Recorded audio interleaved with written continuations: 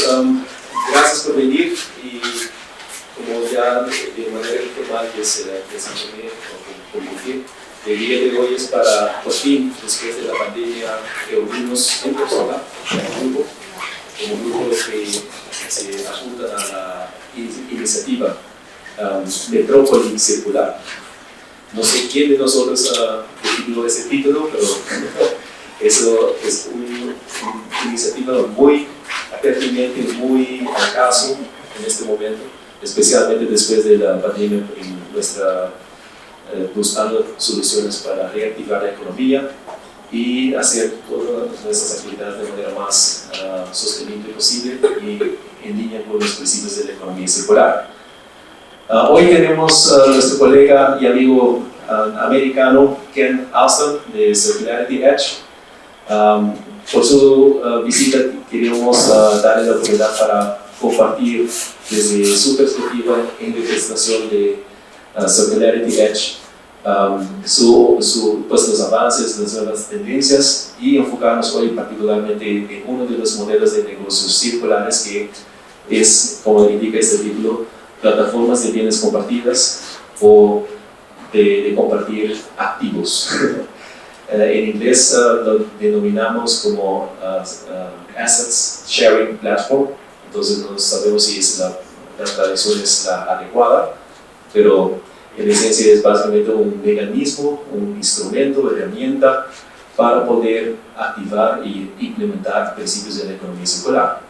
De eso se trata al fin y al cabo, cómo facilitar la transición hacia la economía circular a nivel global, y hoy estamos hablando particularmente sobre las potenciales que hay en la ciudad de Medellín y el Valle de Aburrá y toda la zona pues, metropolitana. Quiero agradecer a Socia para recibirnos hoy, por ser el anfitrión de hoy, facilitar el espacio y que podamos reunir. Y obviamente a todos los colegas de la iniciativa Metrópoli Circular. Son demasiados entidades para mencionar, pero aquí pueden ver los colegas de la plataforma de economía circular, Circularity Edge, SURA, ASDF, Medellín, MD Urban Lab, también Activist, nuestros colegas del cluster de construcción sostenible de la Cámara de Comercio de Medellín, también Círculos, Punto Circular, y obviamente hay más actores que en este caso no han podido participar, pero que sí forman parte de la alianza y del grupo tras de esta iniciativa. Para no tomar demasiado tiempo y aprovechar la presencia de Ken,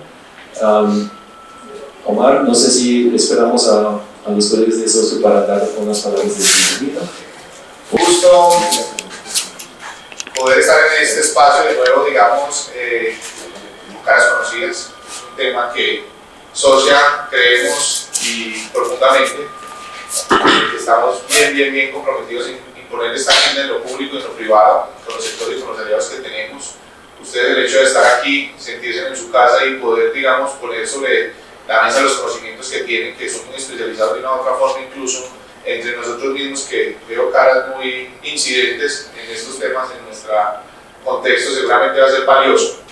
En Socia encontrarán siempre la casa, una de las muchas casas de la economía circular que debe tener Medellín, y muchísimas gracias por vernos como el aliado, como uno de los aliados importantes en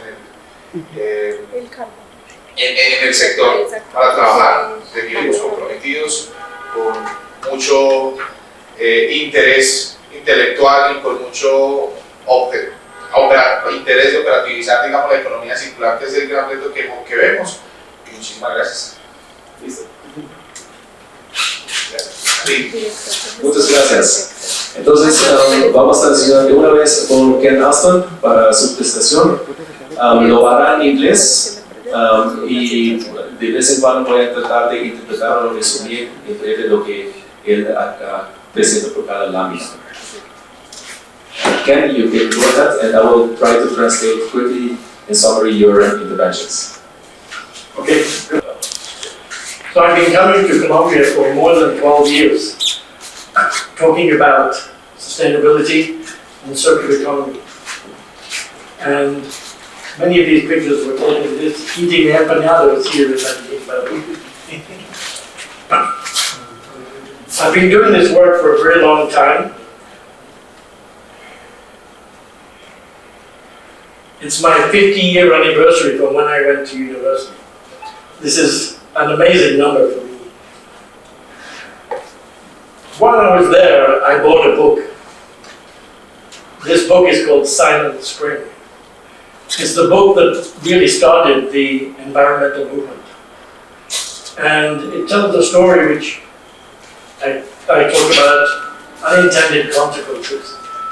Bad things, negative consequences are happening from the way we live, the way we work. And we didn't intend them to happen.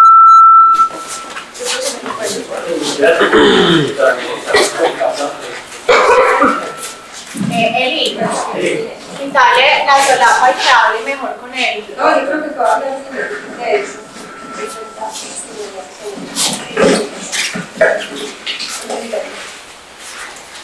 Sí, el micrófono. So I was saying about unintended consequences. All the negative things we find are happening even though we didn't want them to do so. And I talked about this book because it planted a seed in my brain. And for 20 years I didn't know that seed was there and was germinating. And it's affected the way I think about everything, the way I make my choices through all my work. For the first half of my working life, I worked in a global multinational company. You can see this picture here. 30 years ago, I launched a green cleaning product. So I've been doing this sort of work for a very long time. And down here, I was working in the city in the Midwest of the USA, Racine, doing facilitation work for sustainability on the city level. And this was my beautiful office in the company, made by the architect Frank Lloyd Wright.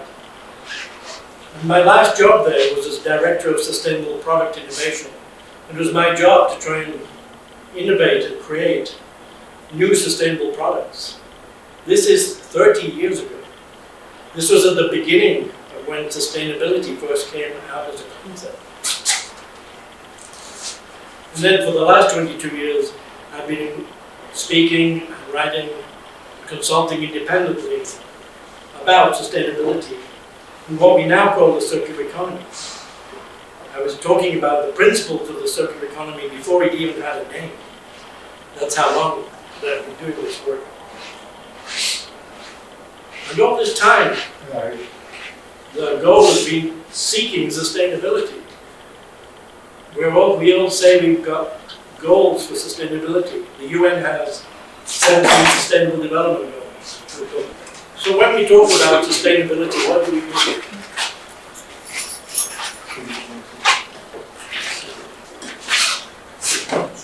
Everybody uses the definition here from the original book.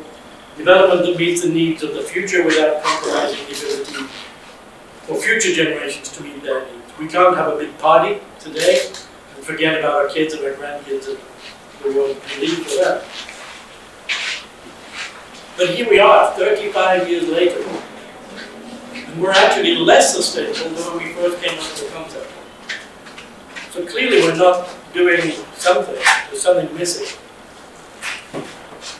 And even though we have these 17 goal areas, to me all of this tells me is that the topic is very complex. But none of this concept tells me anything about what to do. And so for 35 years we've been trying things, but we haven't yet succeeded, not even close. So this is the premise behind my book, focused on the businesses, but asking the question, is your business sustainable? And of course we know the answer is no. No business is currently sustainable, not one. And the book is going to be focused on 11 what I call blind spots, based on what I've been doing for these past 30 years. Blind spots that I see that I think are getting in the way of us achieving sustainability. These are the 11 blind spots that will be in the book. Today I'm just going to cover quickly a few of them just to give you a sense of what I'm talking about. So the first one is, it's good that we have goals for sustainability, but are we missing a bigger picture? Is there something else that we're not seeing? And through the time of COVID, I had more time to think because there were less people hiring consultants and sending me around the world, no travel. And I came to the conclusion, I kept thinking, why? And I think part of the answer is that sustainability is a simple concept, but the real world is very complex. And so we have a mismatch between a simple concept and a very complicated world. This is just one example. Next week or later this week, the Wimbledon tennis starts. I'm originally born in England, so I have to use benefits. This is some work from a university in England. Just to make one tennis ball, we have to move materials 14 times around the world, covering a travel distance of more than 81,000 kilometers, just to make a tennis ball. Imagine for all the other billions of products in the world, the lights, the cameras, the shirts, the shoes, everything is going through a supply chain like this. Very, very complex. And with COVID, many of these supply chains didn't work, right? Because they were so complex. And so the question is changing what I'm thinking. So imagine, when we imagine all of these other products, we can see why we're using so much energy and why we have so much carbon dioxide going into the air or why we have global warming. All of this for one tennis ball. But where does unsustainability happen? Where do we experience it? Well, we experience it right here where we are.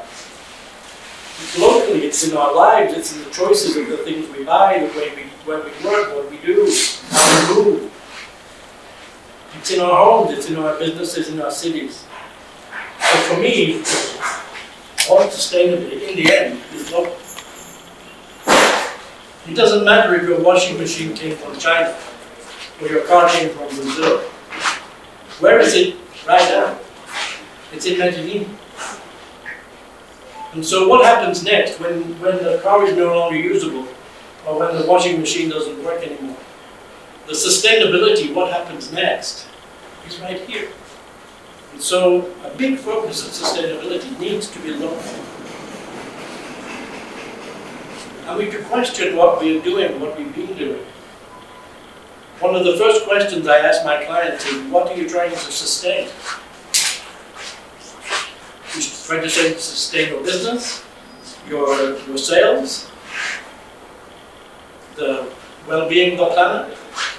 We have to go deeper into these questions. We're acting only on the surface. And are you doing anything substantially different than all the things that we've been trying for 35 years? Because if you're still just doing the same strategies we've been doing for 35 years, do you think we're going to get a different outcome than still being unsustainable? No.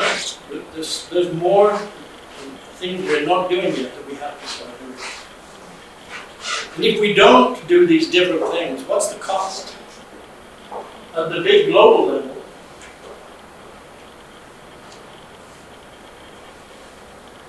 when we think about global warming, we have a declining quality of life on Earth, maybe even getting to a catastrophic level. We don't really know. And of course, it's not only impact on our species, it's an impact on all species.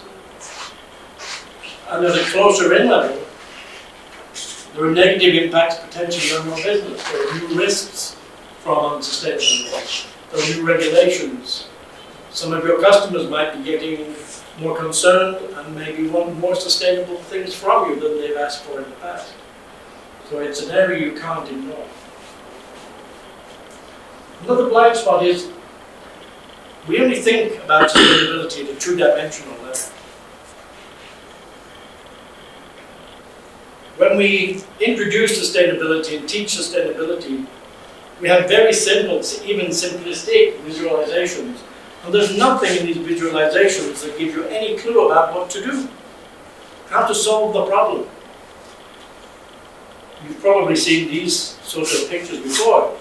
This is the classical interpretation of sustainability, the 3 E's: environment or ecology, economy and equity. And sustainability is magically in the middle.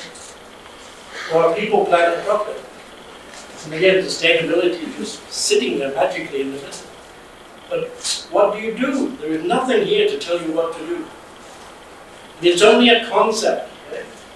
And the real world is more like this anyway. So if we're only teaching the 3 nice circles, it's not even representing reality. So we have to get closer to this complexity of the real world. And I like this statement from Bruce Henderson. Concepts are simple in statement, but complex in practice. Why are concepts simple? They're simple because we're trying to get you to change your perception, to look at things from a different way. So we want a quick and simple way to make you think about something from a different angle. But implementation is a completely different thing. And what's the cost if we only keep on this flat, what I call flat sustainability? Well, when I work with companies, I work in 3 and 4 dimensions of sustainability. Maybe nobody's even ever talked to you before about the idea of 3-dimensional sustainability, 4-dimensional sustainability. Because if you're stuck in 2 dimensions, you will never become sustainable. The last 35 years tells us that. So the pyramid on the left is how I look at sustainability. So I take this triangle and make it like this. So how does your thinking change? How do your solutions change when you go 3-dimensional and also when you think fractally? Because with this fractal approach, I can ask deeper and deeper and deeper questions until I get to the root of the problem. And then I can begin to find some real underlying solutions. So we have to have a way to go deeper. And we know already those blind spots. The problem isn't unsustainability.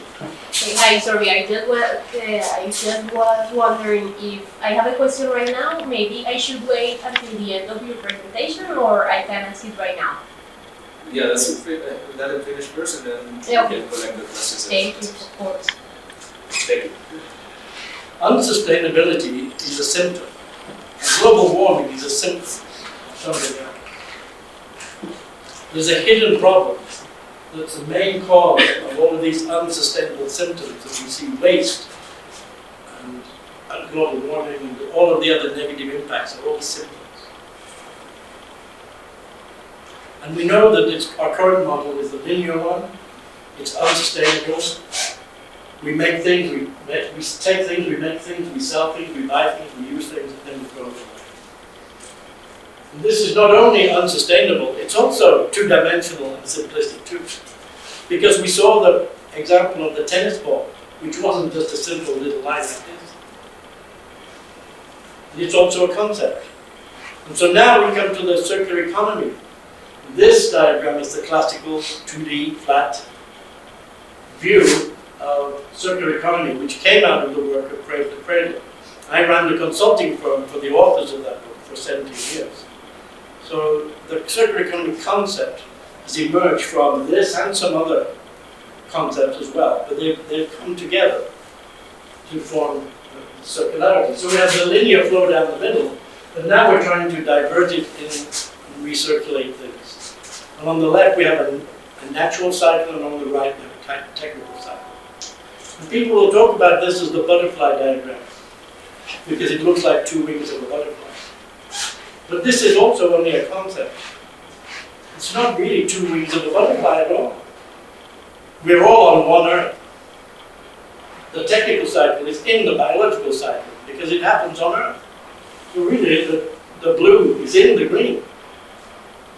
So even when we look at this, we have to be careful how we interpret, because all of the activity in the blue can have a negative action on the green.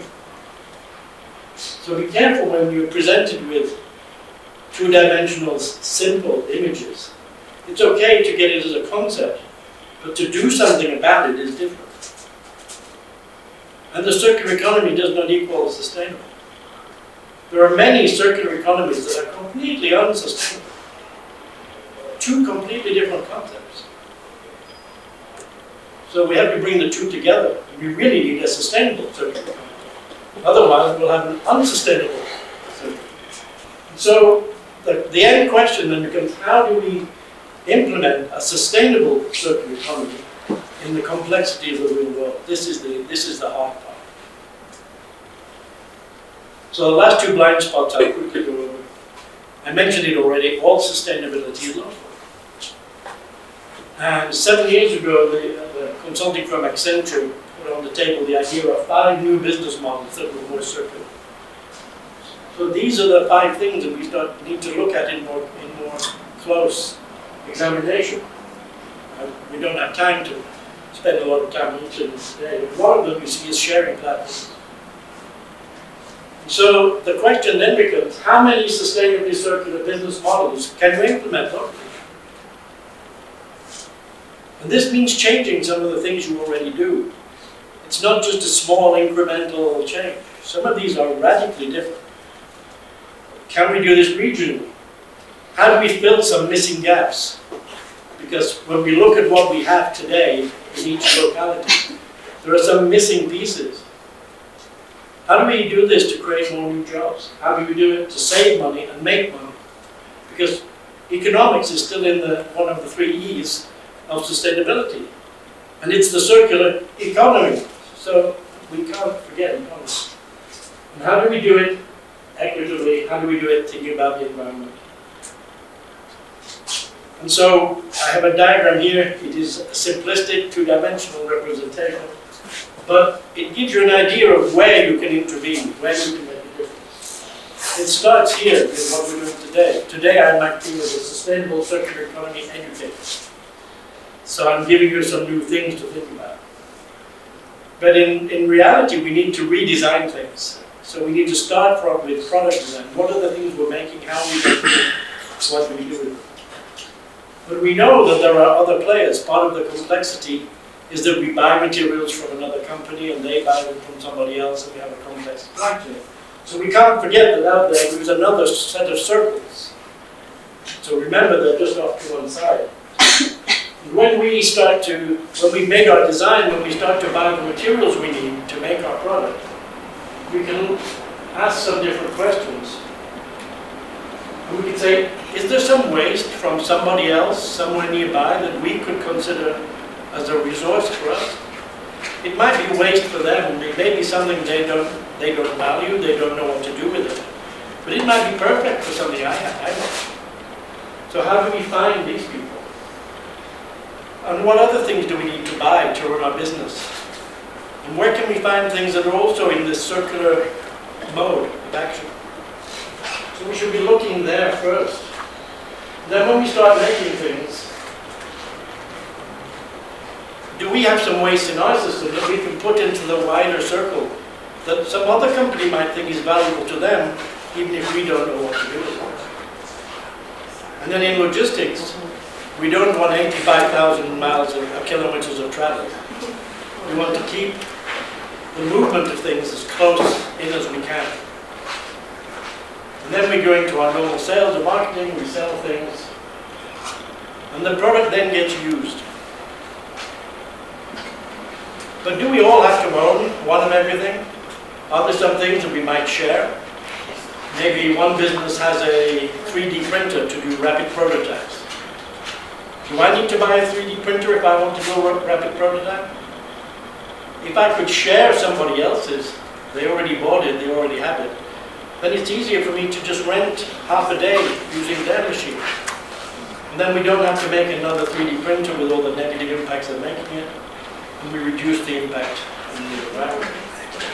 And probably in Medellin, for most services, there are already enough things around, but you just don't know where they are. So you can't access them. So you buy something for yourself because you think you know the truth. And at the end of the use, when it's no longer workable, typically we throw things away. And I don't have a lot of time to talk about it now, but you see I put the word life in parentheses. It's not the end of life, it's the end of use. This isn't alive. This isn't alive.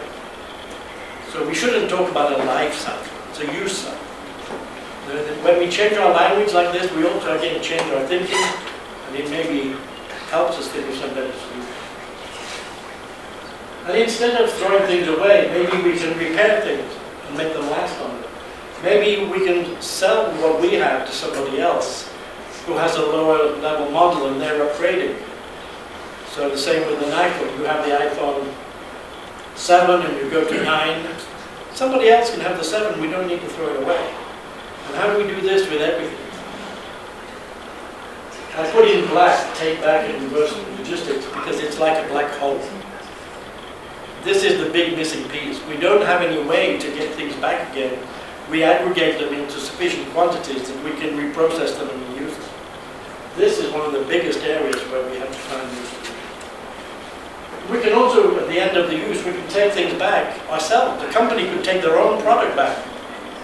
And they could, if they designed it right at the beginning, if they designed it right, they would take it back and remanufacture it.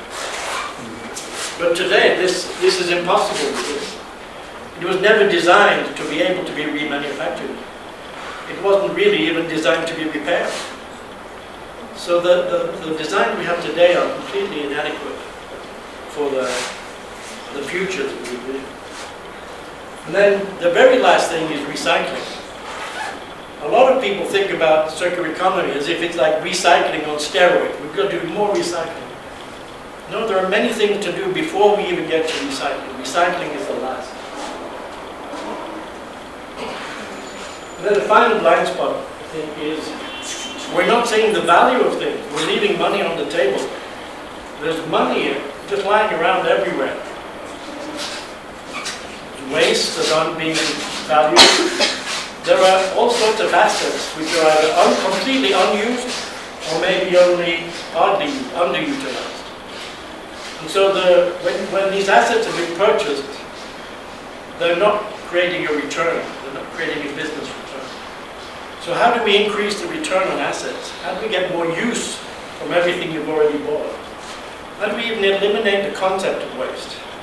Nature has no waste. The word doesn't even exist in nature. Waste is a human construct. And what do we have that's valuable to somebody else, even if we don't think it has value? And how do you even let somebody else know on the other side of the city that you have something that might be valuable to them? You've got no way to connect. You don't know what's on the other side of the city. You probably don't even know what's in your own neighborhood that's potentially available.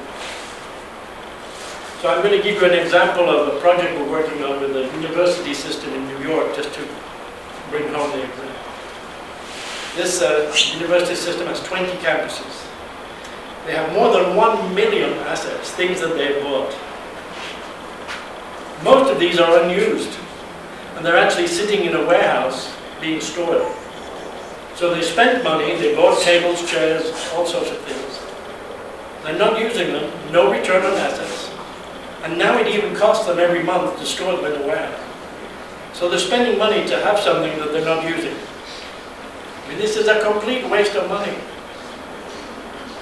But they've got really no need to buy new things. But when they change a department, they go out and buy new chairs, new tables, new... Why? They have 1 million things in a warehouse. But they have no way to visualize it. They can't see them. They're in a warehouse somewhere in the state. So they need a way to make these assets visible and accessible and ultimately usable. So this is the same dilemma across the city. How do you know what is available somewhere else in the city that you could use? If only you knew it was there. So we're reaching the point now after 35 years of still being unsustainable, where yes, we have to continue to change attitudes and get more people thinking about sustainability, thinking about circular economy. But we also have to change behavior. Because if we only do this little bit around the edges, we don't get to the heart of the problem. And we will have another 35 years of unsustainable. And maybe the planet can't wait that. So what's missing is some new tools to connect people, to connect businesses, to engage, and then to network locally. And to facilitate this matchmaking. You have something that I want, but I don't know you have it. I have something you want, but you don't know I have it. And so we have to find ways to make these connections and then enable these 5 circular business models to actually take place. It's okay to talk about 5 business models as a theory, as a concept, but now we have to make it work in the real world. So this is what we've done. We've created a new company called Circular Assets. We have circular economy platforms that we can launch. We have them available in English, French, and Spanish. And this is the idea, to connect businesses locally so that you can say, I have this, and you can put it on the platform and say, anybody want to buy 25 kilos of polypropylene? And somebody else can say, I want something. And hopefully along the way, when enough things are put onto the platform, there will be some matches. It's like speed dating for materials. So I'm going to end here. If anybody wants to talk to me afterwards, or I'll give you a business card, I'd be happy to talk to you on Zoom even when I go back to the US. But I really look forward to hearing the rest of the discussion around this idea of platforms and whether there's value of doing something like this here in Medellin. All right, thank you.